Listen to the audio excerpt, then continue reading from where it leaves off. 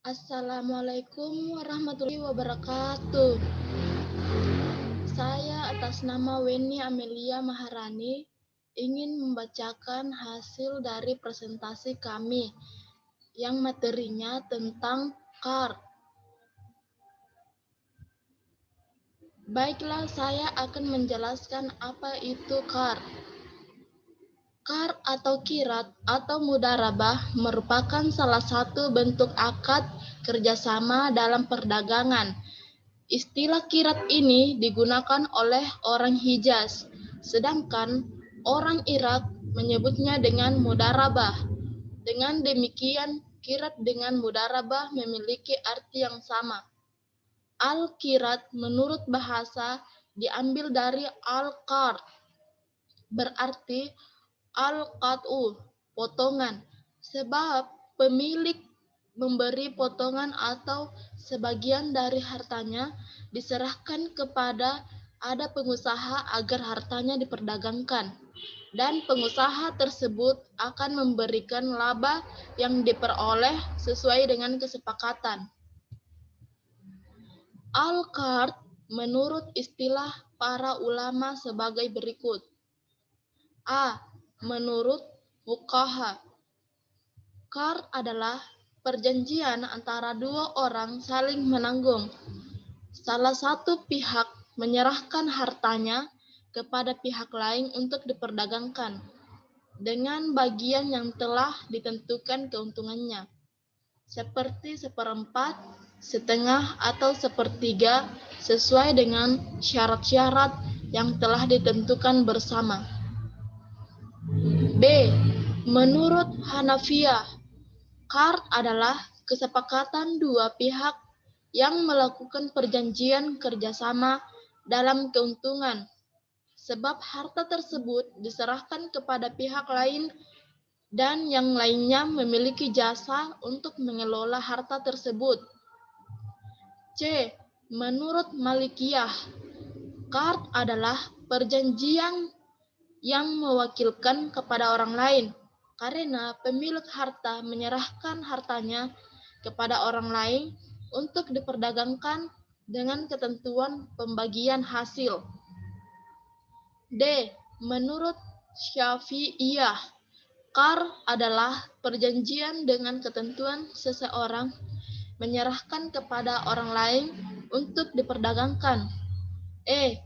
Menurut Hanabilah, qard adalah pemilik harta menyerahkan hartanya dengan ketentuan yang ditetapkan kepada orang yang berdagang dengan bagi hasil yang ditentukan.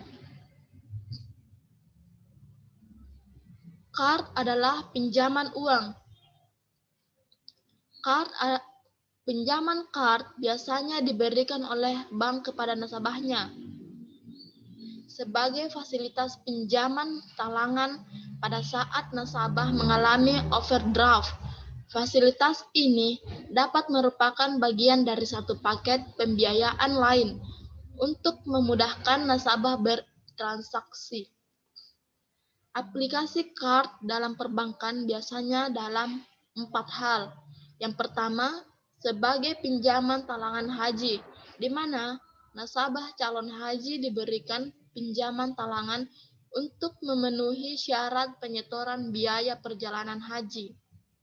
Nasabah akan melunasinya sebelum keberangkatan haji. B. Sebagai pinjaman tunai, cash advanced, dari produk kartu kredit syariah, di mana nasabah diberi keleluasan untuk menarik uang tunai milik bank melalui ATM. Nasabah akan mengembalikan sesuai waktu yang ditentukan. C. Sebagai pinjaman kepada pengusaha kecil, di mana menurut perhitungan bank akan memberatkan si pengusaha bila diberi pembiayaan dengan skema jual beli, ijarah, atau bagi hasil. D. Sebagai pinjaman kepada pengurus bank, di mana menyediakan fasilitas ini untuk memastikan terpenuhinya kebutuhan pengurus bank. Pengurus bank akan mengembalikannya secara cicilan melalui potongan gajinya. B. Dasar hukum KART. Al-Quran Surah Al-Hadid ayat 11. A'udzubillahi minasyaitonirrajim. Bismillahirrahmanirrahim.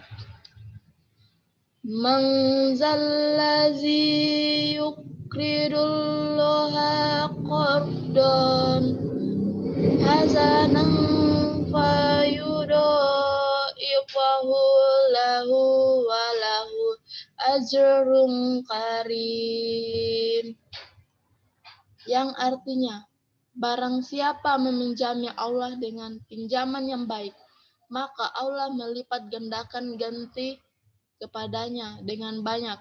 Allah menahan dan melapangkan rezeki kepadanya, kepadanyalah kamu dikembalikan. Surah Al-Hadid ayat 11. Baiklah, itulah yang dapat saya sampaikan. Mohon maaf apabila ada kesalahan kata. Dan saya akhiri dengan kata, wabillahi taufiq wal hidayat. Wassalamualaikum warahmatullahi wabarakatuh.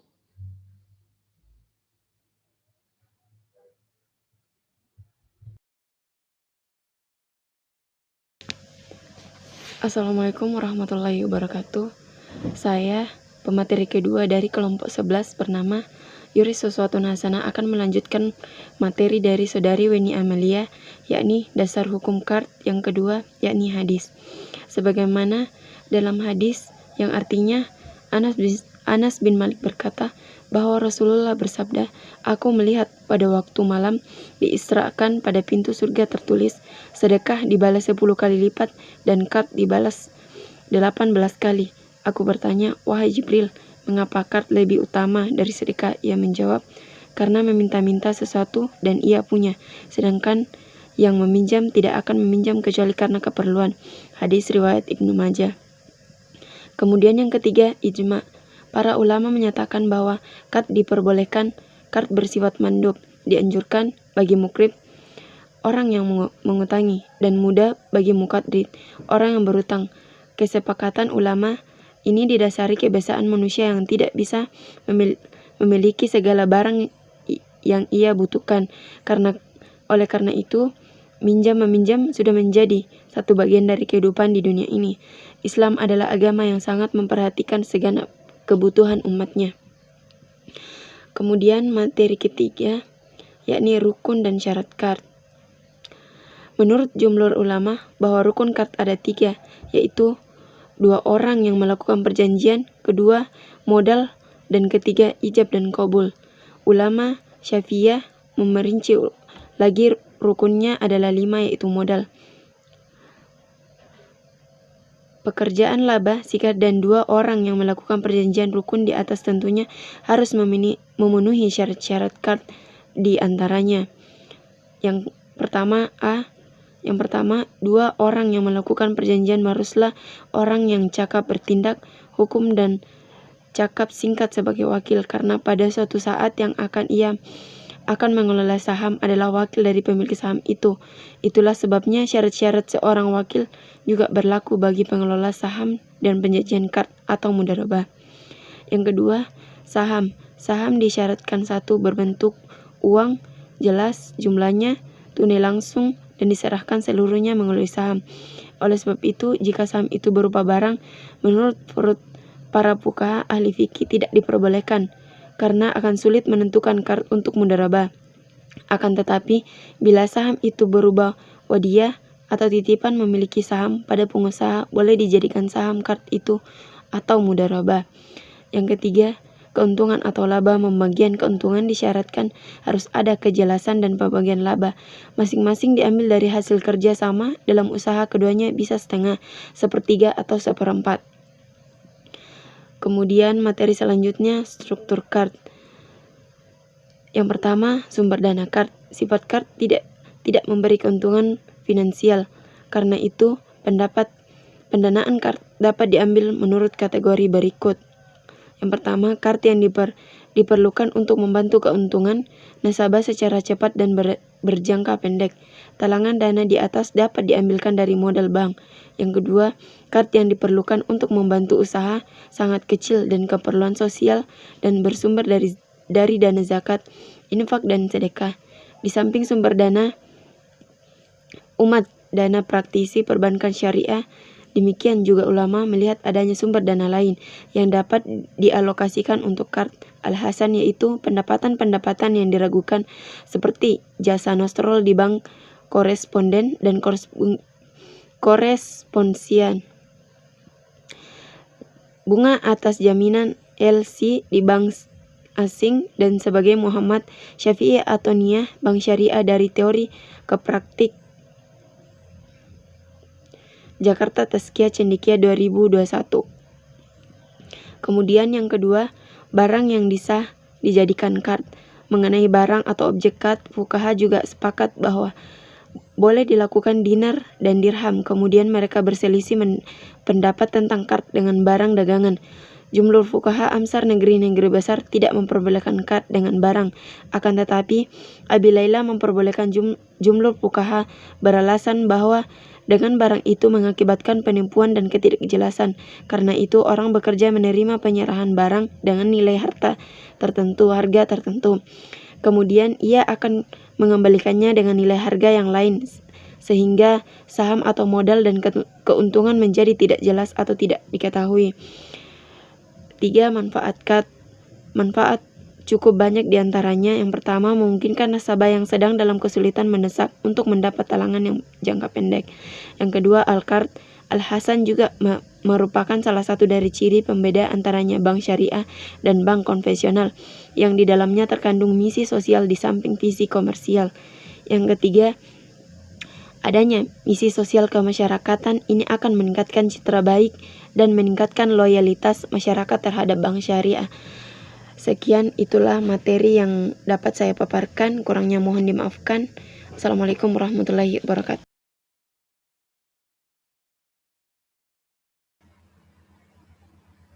Assalamualaikum warahmatullahi wabarakatuh. Saya Asniar dari kelompok 11. Saya akan melanjutkan materi dari Yuris Uswatun Hasanah. Ketentuan kart.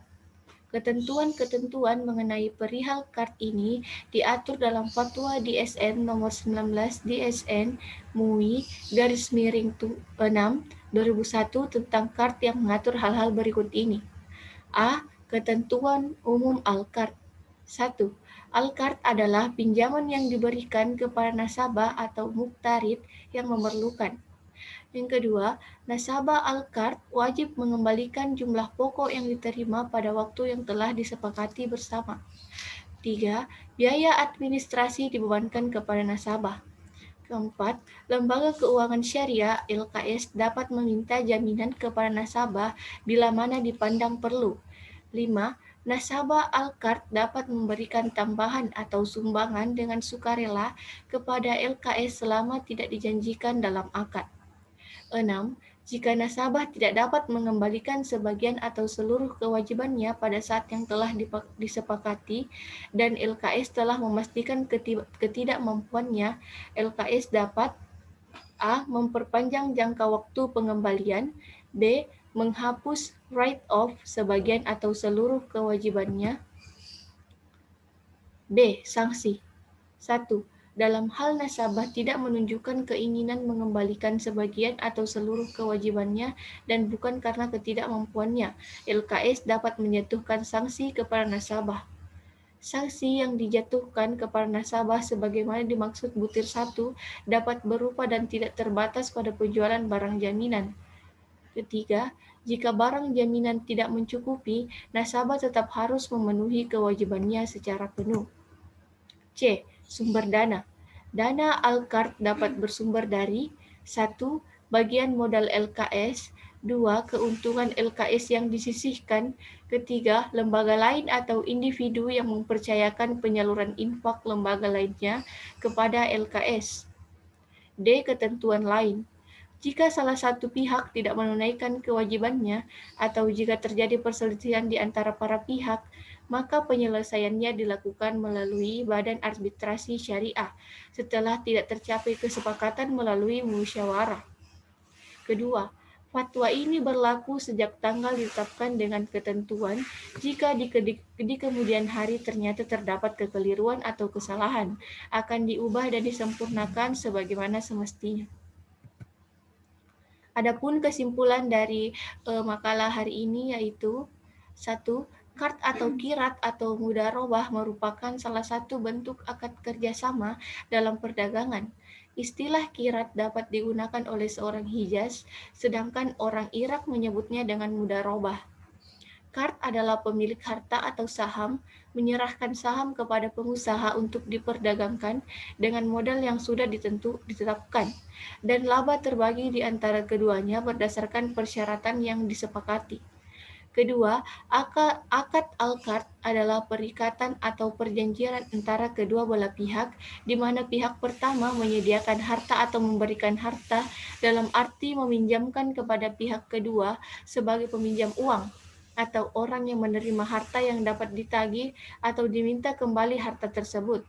Dengan kata lain, meminjamkan harta atau barang kepada orang lain yang membutuhkan dana cepat tanpa mengharapkan imbalan.